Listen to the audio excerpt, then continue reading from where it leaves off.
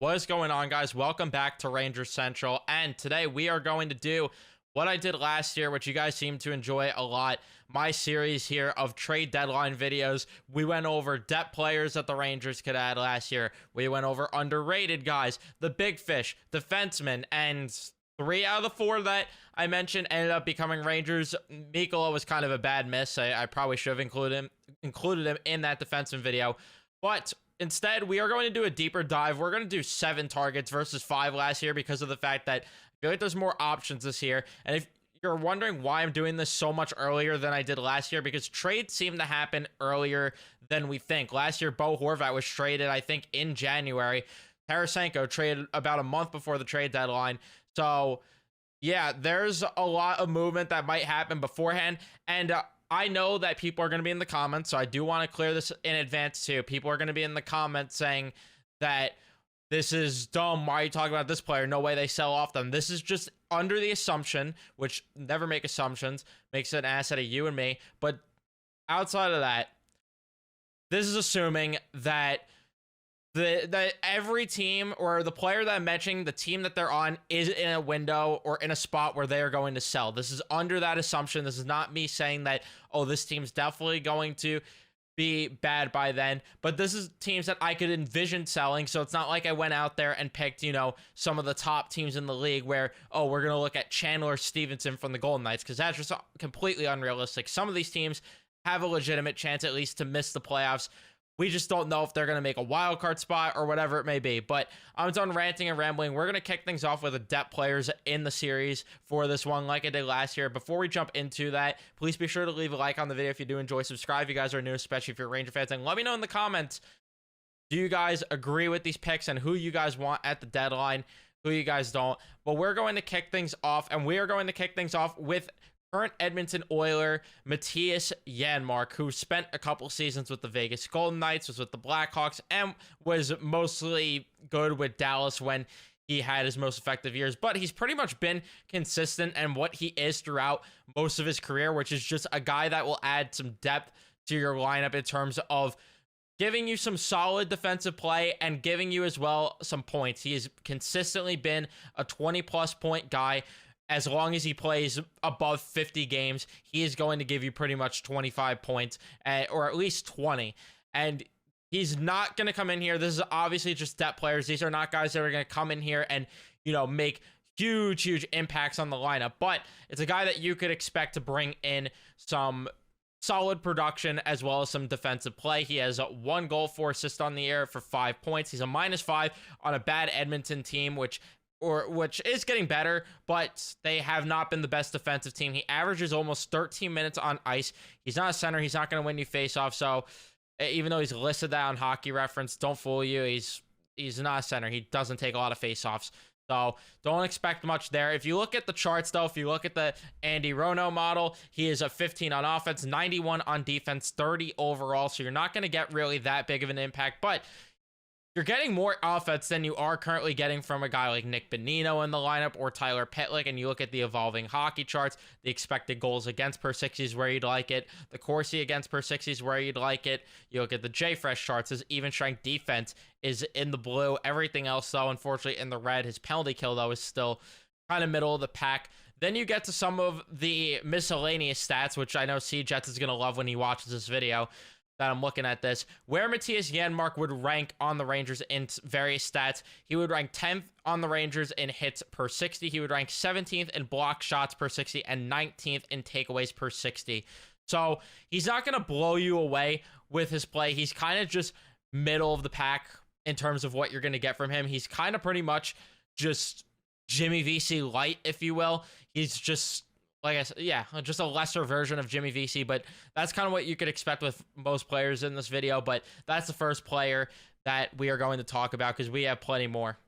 Next up, we have a player that I have been dying for the past few years. Unfortunately, I didn't get to include him in my video last year because of the fact that he was on a very good team in the Tampa Bay Lightning. That is Pierre, Edouard, Bellemare, and I will continue to beat this drum that he is such an underrated hockey player. And, it's There's a reason a smart organization like Tampa picked him up. There's a reason he was with Colorado, Vegas, couple of smart organizations. There's a reason for it, because he's a very effective bottom six hockey player. He's had even Selke votes. Granted, he finished 48th in 2016-17, but he's had Selke votes. But in 29 games played, he's currently on the injured reserve right now. He should be back, though, within a few weeks. It said that he was going to be out for, I think, 4 to 6 weeks, I think the report was. But in 29 games played right now, he has 4 goals, 1 assist for 5 points. He's a +3 in the plus-minus category, 6 PIMs, averages only 930 of ice time, so he doesn't get a lot of ice time. He is a bottom 6 player, so you shouldn't really expect much from that anyway.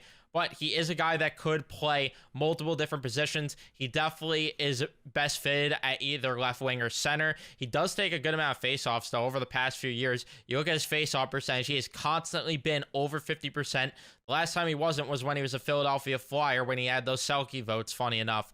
You look at all the models, it says that he's a great defensive player. The Andy and Rono model, 93, 35 on offense, and a 48 overall. Everything pretty much in the purple except for expected goals for per 60 on Evolving Hockey's chart. So that's a big positive, because again, you're not expecting a guy like this to bring in the most offense in the world. Granted, he could chip in some offense. He's put up a couple 20-point seasons, a couple 15-point seasons. You look at Jay Fresh's charts, another guy positive in the even strength defense category.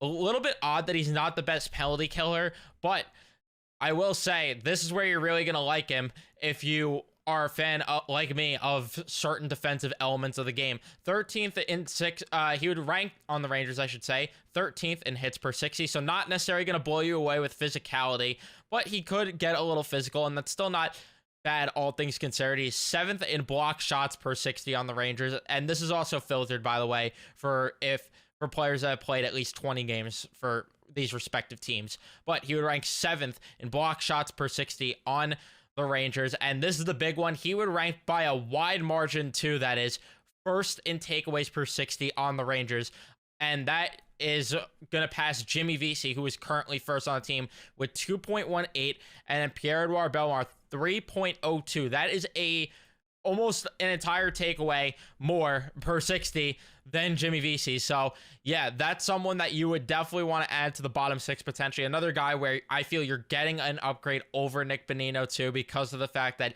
he could chip in offensively, because of the fact that he still is going to win you faceoffs, and because of the fact that, I mean, look at the way that he's just taking the puck away and the way he's playing defense. I think Bellemare is such an underrated player, and that's the second target. By the way, I forgot to mention the open. These are in no particular order. This is just me going and rambling. So let's move on to the next one. Up, we have someone that's not really one of my favorite options, but he is there, and I figured he's worth throwing in the mix, and that is Christian Fischer. There are some things to like about his game, but not really enough where it's like, yeah, I'm going to be jumping for joy if they make this move. But it is someone that I would be, at the very least, intrigued by if the Rangers went out and got him. In 36 games played with the Detroit Red Wings, he has 8 points, 2 goals, 6 assists. He's a +3, 24 PIMs on the year right now, and he averages about 11 minutes of ice time. The models tell you he's a very good defensive forward in terms of the Andy and Rona one. The Evolving Hockey chart says otherwise. It says his expected metrics are good, but his actual ones aren't good. So it shows he's getting a little bit unlucky, and you know, he's kind of playing on a not so great team right now. Kind of fake good team is what I should say. But yeah, Christian Fischer too.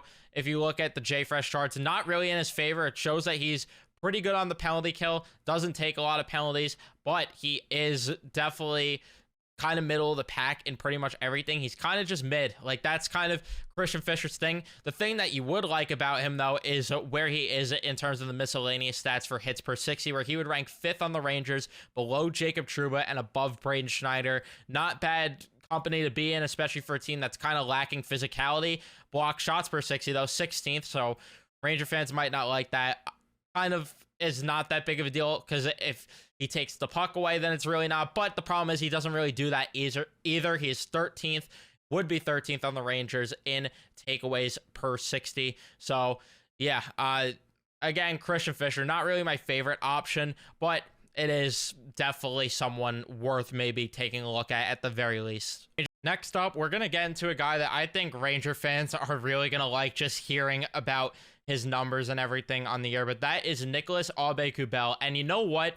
This is a guy for the past few years that I was like, man, this guy stinks. And I don't think I would want him ever on the Rangers, especially because there was a report earlier that the Rangers had scouts in Washington. I was like, who could it be for? And Albedo was one of the guys. And I was like, please no. But then I dove deeper into how Albedo is. And all of a sudden, my opinion has changed. And I would be very on board with the Rangers bringing him in. In 25 games played this year, he started off the year in Hershey, by the way. He had 3 goals, 5 assists, 8 points on the year. He's a +6, 19 PIMs on the year, so doesn't take too many penalties. He averages a little over 13 minutes of ice time. Won't take faceoffs. He mostly plays on the wing. That's really the only gripe you could maybe have. But if you look at all of the metrics, he is a huge positive in terms of his defensive play. And he does chip in some offense too. So let me get more into what he could do that Ranger fans are going to love. His block shots per 60 is not going to blow you away. He would be 13th on the Rangers as of right now. But the thing that's going to make Ranger fans really love him and get excited about the potential of Albedo, he would rank 4th on the Rangers in hits per 60, ahead of Jacob Trouba, that is, nonetheless. And the guys that would be ahead of him in terms of that category would be Will Cooley, Tyler Pitlick, and Barclay Goodrow. Those are the guys that would still be ahead, but he wouldn't be that far behind Barclay Goodrow at the very least, because Barclay Goodrow's at 7.15, where Albedo is currently at 6.84. He is also, by the way, first. He would be first on the Rangers in takeaways per 60, just like Bellemare. The difference is he is even further ahead than Bellemare. Bellemare, I think, what I said was at 3.02. Yeah, you look over at Albedo, he's leading Washington at 3.24. That would put him so much further ahead than Jimmy Vesey. Nicholas Albedo, I might owe him an apology if he's going to keep this up, especially if he comes to the Rangers. Then I'm definitely going to have to root for the guy at this point too. He is definitely someone that could be a very underrated target, and this isn't even my favorite one of the video thus far, but he definitely should at least be considered for the New York Rangers. He comes in next, and yeah, let's go ahead and talk about the next one, who is definitely my favorite option out of all of them. Next up, and like I said, this guy is my favorite option, and I know in the comments you're going to be like, Evan, you always like the stupidest players and the most random players, but I need you guys to hear me out on this one fully, and that is AJ Greer of the Calgary Flames. And like I said, hear me out. In 37 games played, 6 goals, 4 assists for 10 points, a -3, 27 PIMs, and he is averaging about 9 minutes of ice time. So imagine he gets even just slightly more. You might see an increase in point production, but that's not even where you guys are going to love him. Obviously, all the metrics, we could get into that. He's pretty much balanced too. Like, he's a very positive player when it comes to the defensive side of things, and he's also very solid offensively. So he could give you good play on both sides of the puck, but this is where Ranger fans and myself really want a guy like AJ Greer, is because his defensive impact, yeah, you'll notice it because of the fact that he would be 2nd on the Rangers in hits per 60. So he would also help on the forecheck too. So you wonder why he's a good offensive player. Gee, I don't know. He hits everything that freaking moves. And that too, by the way, him being 2nd is unreal because of the fact that Will Cooley has 13.41. His hits per 60 is 13.41. AJ Greer's would be 11.40 and 2nd on the Rangers, like I said. So you're getting a guy that hits pretty much everything that moves. Then you get into his block shots. He's 10th on the team, which would put him right ahead of Vinny Trocheck. Not a bad guy to be ahead of because of the fact that he's a guy that blocks shots a lot in his own right. And then he would be 1st on the team in takeaways per 60. And also, I think by a pretty good margin as well, 2.31, and not by that large, 2.18 for Jimmy Vesey, but still a very sizable gap to an extent. You're getting a guy that gives you such good two-way play, and I know that people don't want to hear this, and they're tired of hearing about Tyler Mott. This guy has potential to be Tyler Mott, but even better potentially because of the fact, if I could talk, because of the fact that he adds so much value on both sides of the puck. The only gripe you might have with him is that he doesn't really kill penalties. That's really his biggest Achilles heel, because if he gets on the penalty kill, he might become an even bigger threat for any hockey team that either picks him up or gives him the chance to kill penalties, because he's already good enough defensively. I don't know why he's not killing penalties, especially for Calgary. They stink. But yeah, AJ Greer, that's my favorite option biasly, but we still got more to talk about. Next up, we have a guy that already has his bags packed up for Edmonton in the summer because of the fact that wherever he goes at the deadline, he's probably just going to go back to Edmonton anyway, and that's Sam Gagner, who just, again, loves to leave Edmonton and go back for some reason. But regardless, Sam Gagner, an option. In 18 games played, he has 4 goals, 5 assists, 9 points on the year. He has a +3 on the season as well, averaging about 11 minutes of ice time. So not like he's, making the most out of his ice time, but still half a point a game. That's not terrible. You look at his metrics, they are through the charts this year so far on Andy and Rono, but that's going to come back down to earth. It's only 18 games played for him. And you look at the evolving hockey metrics, looks good there. JFresh, kind of middle of the pack and below average with a lot of things. And then you get to the miscellaneous stats. There's not really a lot to love too much. 7th is where he'd be on the Rangers in hits per 60. He'd be 10th in block shots per 60 and last on takeaways per 60, because somehow he has just not taken the puck away. I don't know how it's possible, but he just hasn't. And I don't know how at all. But yeah, so it's sitting at a flat 0. But regardless, Sam Gagner is an option because of the fact that he could add some scoring depth, as well as he plays at least respectable defense for the bottom 6. So yeah, Sam Gagner, definitely not the sexy pick, but it is an option. Last up, we have a guy who's having a very sneaky good year in Nashville, and that is someone with the most generic name I've ever heard, and I didn't even know about until I was making this video. And that is Cole Smith. And what an underrated ad this could potentially be for the Rangers if they go out and get him. He is easily going to get a career high in points. The question is Nashville going to be willing to move him? I don't know. But regardless, that's pretty much the question with a lot of these players. But at 28 years old, in his second season, or second full season, 15 points in 38 games played, where last year he had 17 and 69 games played. Nice. Already smashed his goal total. Well, not smash it, but he's at 5. He will smash it, though. And he's at 10 assists for 15 points on the year. 37 PIMs, so he does take a decent amount of penalties. And he averages almost 14 minutes of ice time a night, which, is a lot, but it's still not terrible. He brings you very solid two-way play, very good in his own end. If you look at all the metrics, it tells you that he is a very good defensive forward, and he also kills penalties. That's the biggest takeaway. This was probably my second favorite option if I did have to add to that, but this is my second favorite option because you look at the miscellaneous stats too. He would be second on the Rangers in hits per 60. Again, Will Coley, a guy who hits everything that moves. Cole Smith does pretty much the same thing. It's over 11 as hits per 60. Block shots per 60.